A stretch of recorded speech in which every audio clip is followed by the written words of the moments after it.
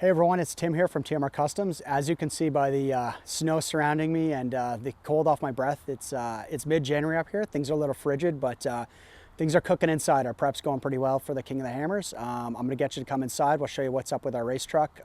This is kind of a follow-up to our two previous videos of our pre-runs with Nacho and his crew. We learned a lot down in JV, and we're just trying to apply that and get a race truck as ready as it can be. So come on in.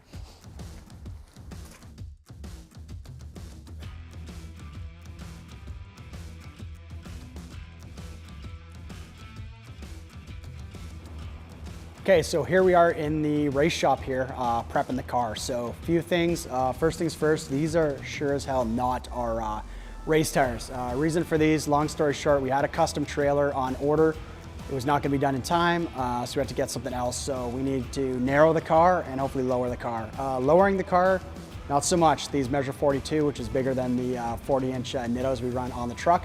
But narrow, yeah, these dually wheels, these 22.5 suck the thing in. So should fit between the fenders on our new trailer. It's an ATC. Adrian actually is out picking that up right now, so we kind of expect it back any minute, and then we'll test fit. Looking at the front end, here's a couple other modifications. We got these new tie bars. Last year we didn't have those. They're just a little bit of bracing from the front ends. Should we crash, that's gonna hopefully prevent that from folding back. While we're up front, that light bar from Baja Designs is new. It's an amber there, and then we've got a roof mounted one to go on as well. So yeah, no shortage in the light department, and being that we're racing for a finish, we expect if we can finish this race, we're going to be going into the evening, so you want a good lighting package there. Another front end upgrade was this Radflow shock. This is the Evo series, 3-inch 5-tube bypass. Wayne from Alltech recommended we get these for this year after we were shock tuning with them last year. Sure enough, it's a 3.05 tube. That's exactly what we had last year, but like anything, we know new things never fit. So we put this shock in. This new reservoir is huge. It's a 3.0 reservoir, whereas the previous one was a 2.5. So that 3.0 was a piggyback, over 50 degrees of steering with these Spider Trax axles, tire into the reservoir. Obviously, we didn't want to limit our steering, so we just reworked some hoses here, converted that shock to remote, and we're stoked to see what kind of performance we can get out of that shock with Wayne. So that kind of covers some of the front end upgrades. Another one, Eugene will get a shot for you here, and I've shown it before, the RDT pump from Radial Dynamics. We're previously running cast trophy truck pumps. When they wear out, oftentimes it can't be rebuilt properly, so we just switched to the RDT from Eric. That pump's fully serviceable. Eric's not far from us either, so like we can get pumps back and forth in a day. So we're stoked to see what performance we get out of that RDT in the race. Another area we looked to improve this year was our spare tire mounting. So previously the spare tire was mounted on single posts like this. That was on the back of the car. Worked fine, but it was slow. Obviously we had 4 studs to load the tire up at this height and get it to land. The wheel right over those studs was a little bit difficult. Plus, say we crashed or somebody nerfed us from behind, if this plate got bent or warped and those studs became crooked, I don't think we'd be getting that tire off out in the field. So we ditched that and we switched to this setup. So 2 bent tubes, these aluminum plates, and how it simply functions is the tire just gets launched in there, stops against the aluminum plate, and then we've got a strap that goes over top. With that, we also moved these boards up top. Previously, they were strapped on top of the tire. So even to get them out, we had to undo a strap, get them off, get the tire off. It was kind of cumbersome. So they're standalone there.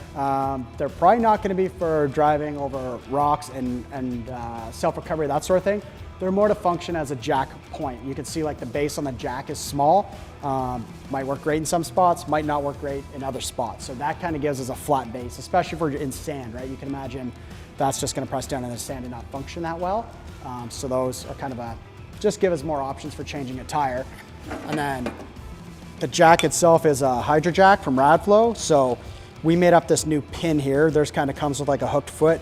We made this pin, and then different spots on the car, we kind of put these receivers. So I could show you them better later with Eugene, but essentially this guy keys into those receivers, and that's gonna allow us to lift the car. So we got 1 on each rear corner here, 2 up on the front axle on the corners, and then 1 at each trailing arm in the back here. Say for some reason we can't get into the back one, we got a back up there on the trailing arm. So that's how that Hydra jack functions from Radflow. I think it's gonna be a sweet setup for us.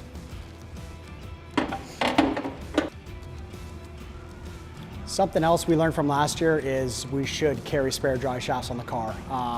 When our transmission broke the final time, it broke the front drive shaft. Not sure kind of what order things happened in, but we realized we should carry front and rear spare.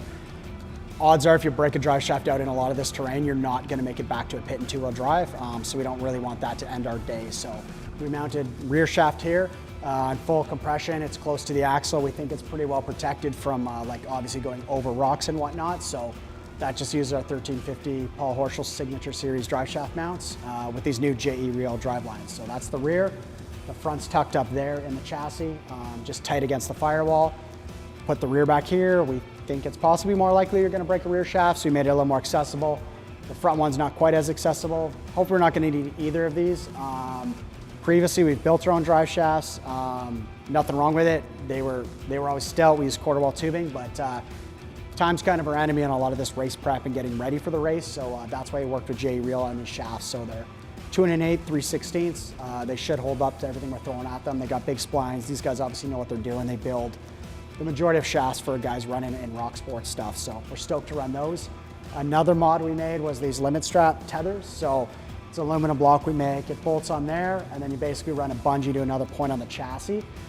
The reason for that is the orientation of our strap on compression. It could buckle out and get into the tire. It could buckle in, but just the way they are, it was more likely it was going to buckle out and rubber chafe on the tire, or potentially if it comes in, it could get pinched between the bump stop pad and the bump stop there. So these we just want to control. So as the suspension compresses, basically that tether's pulling it towards the middle of the vehicle, and you can see on full droop, we still got slack. Nothing's like overly tensioned or anything crazy like that. So that was another good upgrade, and yeah, that kind of covers the mods we made to the back end of the car. Another major modification we made this year was the addition of this Magnum Box. So that gives us a 2.72 gear reduction on top of the gearing that we run in our SCS. So last year we found without a high-low range, we tried to pick an in-between gear, and it wasn't ideal. We were essentially too slow in the desert, too quick in the rocks. So hopefully the 2.72 reduction of that Magnum Box is going to be a big upgrade for us. Here's another 1350 drive shaft from JE Reel there.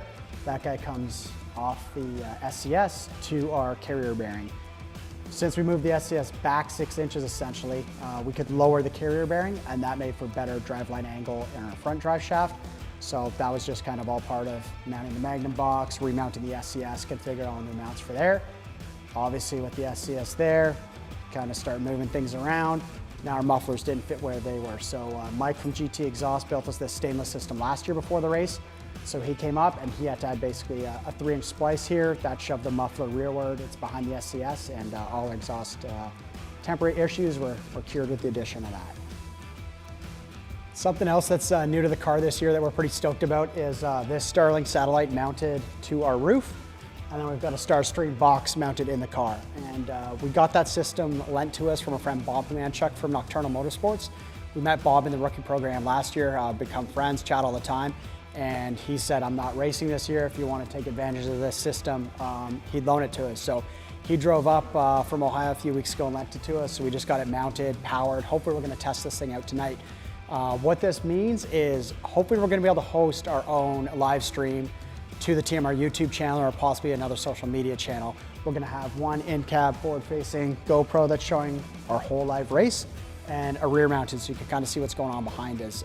The reason we wanted to try this was last year so many friends, family, they tune in to watch the race, and unless you're running in the top 3, you're not getting any coverage. So and we're not going to be there. So we had lots of people be like, oh, I watched 12 hours of the race and I didn't see you at all. And it's like, yeah, that's kind of reality when you're running, say, call it mid-pack. So yeah, we're stoked to hopefully get this system going and bring it to you. So just keep an eye out on our social media. We'll promote it. And hopefully, yeah, like I say, just be able to hit up our YouTube channel during race day, during qualifying or whatever, and watch Mike and I bobblehead along in the car through the trails.